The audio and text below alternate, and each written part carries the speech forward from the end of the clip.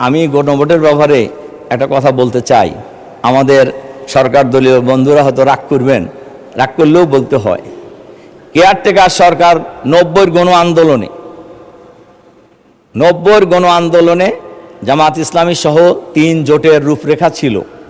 যারাই ক্ষমতায় আসবে তারা কেয়ারটেকার সরকারের বিল পার্লামেন্টে এনে সংবিধানে সংযোজন করবেন।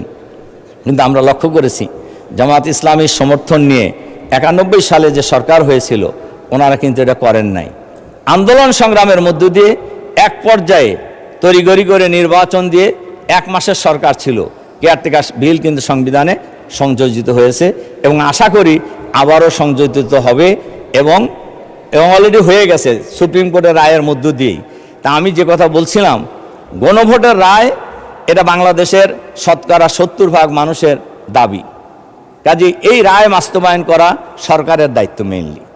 সরকার যদি এই রায় বাস্তবায়ন করার ক্ষেত্রে গড়িমসি করে তাহলে খুবই পরিষ্কারভাবে বোঝা যাচ্ছে এইটার পরিণতি খুব ভালো হবে না।